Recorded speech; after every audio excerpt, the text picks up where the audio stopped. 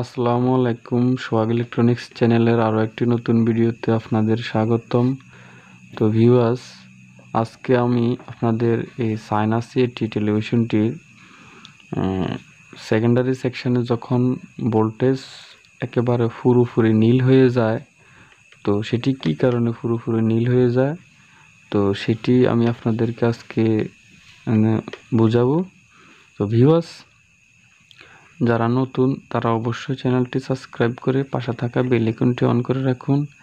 আর যারা already subscribe করেছেন তাদেরকে অসংখ্য ধন্যবাদ। তো ভিউয়ার্স, আপনারা অবশ্যই জানেন যারা সিটি টেলিভিশনে কাজ করেন, পাওয়ার সেকশনে দুটি সেকশন হয়। এটি হচ্ছে প্রাইমারি সেকশন এবং এটি হচ্ছে সেকেন্ডারি সেকশন। তো এখানে প্রাইমারি সেকশনে অনেকগুলো পার্টস দেখতে পাচ্ছেন।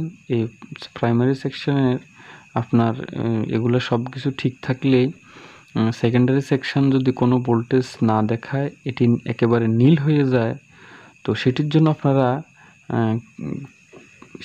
কীভাবে সমাধান করবেন। তো দেখুন, এখানে একটি আপনার জাম্পার রয়েছে। এটি সরাসরি প্লাইব্যাকের এই নাম্বারে এখানে ইনপুট হয়েছে ভোল্টেজটি। তো এটি হচ্ছে 110 ভোল্ট। তো এখান থেকে প্রথমে জাম্পারটি আপনারা খুলে দিবেন। তো ভিউয়ার্স, আমি এখানে জাম্পারটি কিন্তু খুলে রেখেছি। তো এখন আমি আপনাদেরকে এটি আপনার সকেটে লাগিয়ে নিলাম। তো দেখুন, এখানে আপনারা অবশ্যই জানেন এই যে মেইন ফিল্টার কন্ডেন্সার, এই মেইন ফিল্টার কন্ডেন্সারে কিন্তু আপনার ভোল্টেজটি থাকবে 300 ভোল্টেজের আশপাশ। তো ভিউয়ার্স, এটি যখন 300 ভোল্টেজের আশপাশ থাকবে তখন কিন্তু আপনার সেকেন্ডারি সেকশন আপনার ভোল্টেজটি আসবে। এখন আপনি প্রথমে প্রাইমারি সেকশনটি দেখবেন, এখানে আপনার 300 ভোল্টেজ দেখাচ্ছে কিনা। তো ভিউয়ার্স দেখুন, এখন আমাকে এখানে কত ভোল্টেজ দেখাচ্ছে, তো দেখতে পাচ্ছেন এখানে কিন্তু আমার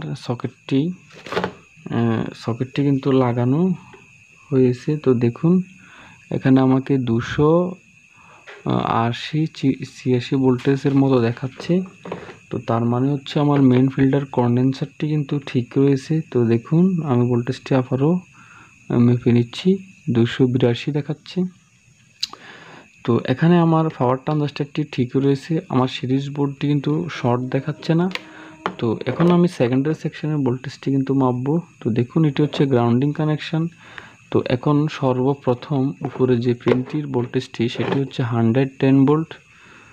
তো দেখুন, এখানে 110 ভোল্টটি আপনার দেখেন এখানে 108 ভোল্ট দেখাচ্ছে। তো এখানে এই ভোল্টেজটি কিন্তু ঠিকই রয়েছে। তো এরপর সেটি হচ্ছে আপনার ভার্টিক্যাল সাপ্লাই। তো এই ভার্টিক্যাল সাপ্লাই ভোল্টেজটিও কিন্তু ঠিক রয়েছে। তো এরপর দেখুন, এটি হচ্ছে মেমোরি এবং মেইন এসি সাপ্লাই, এটি 10 ভোল্ট থাকে, তো এখানে 9 ভোল্ট দেখাচ্ছে। তো এরপর সেটি হচ্ছে আপনার সাউন্ড এসি, আপনার যে ভোল্টেজটি প্রয়োজন সেই ভোল্টেজটি। তো দেখতে পাচ্ছেন এখানে কিন্তু আমাকে সেকেন্ডারি সেকশনের সবগুলো ভোল্টেজ আপনার দেখিয়েছে যখন আমি জাম্পারটি খুলে নিয়েছি। তো তার মানে হচ্ছে আমার প্রাইমারি সেকশন সেটি সম্পূর্ণ ওকে রয়েছে এবং সেকেন্ডারি সেকশনে আমার যে ভোল্টেজগুলো প্রয়োজন সেই ভোল্টেজগুলো কিন্তু আমাকে একেবারে ওকে দেখাচ্ছে। তো যখন আমি এই জাম্পারটি লাগাবো তখন কিন্তু আমার এখানে আর কোনো ভোল্টেজ দেখাবে না। অনেক সময় আপনার অনেক কম ভোল্টেজ দেখায়। তো এই সমস্যাটি হয় আপনার কোথা থেকে? তো ভিউয়ার্স, আপনারা এখানে খেয়াল করুন, এখানে যে একটি আউটপুট ট্রানজিস্টর রয়েছে দেখতে পাচ্ছেন। তো এই আউটপুট ট্রানজিস্টরটি প্রথমে আপনারা খুলে আপনারা মেপে নেবেন এটি শর্ট রয়েছে কিনা। তো আউটপুট ট্রানজিস্টর কীভাবে মাপবেন, তো সেরকম আমার ভিডিও রয়েছে আমার চ্যানেল থেকে, আপনারা দেখে আসবেন। যদি এখানে আউটপুট ট্রানজিস্টরটি শর্ট না থাকে তাহলে আপনি বুঝতে হবে এখানে প্লাইব্যাক প্রবলেম। তো ভিউয়ার্স, তখন কি করবেন, আপনারা এই যে প্লাইব্যাকটি দেখতে পাচ্ছেন, এই প্লাইব্যাকটি চেঞ্জ করে নেবেন। তো প্লাইব্যাকটি চেঞ্জ করবেন আপনারা, তো আপনারা এটি তো জানেনই। তো প্লাইব্যাক কীভাবে আপনার কাঁটাগুলো মেপে এটি কি মানের প্লাইব্যাক সেই হিসেবে প্লাইব্যাকটি লাগাবেন। তো এখানে প্লাইব্যাকটি লাগানোর পর আউটপুট সেকশনটি ঠিক থাকার পর অনেক সময় কি হয়, এখানে প্লাইব্যাক এর লাস্ট পিন থেকে যে 180 ভোল্টেজটি আউট হয়, এখানে কিন্তু আবার আপনার একটি রেকটিফায়ার ডায়োড থাকে। তো এটি এখানে দেখতে পাচ্ছেন একটি রেকটিফায়ার ডায়োড রয়েছে।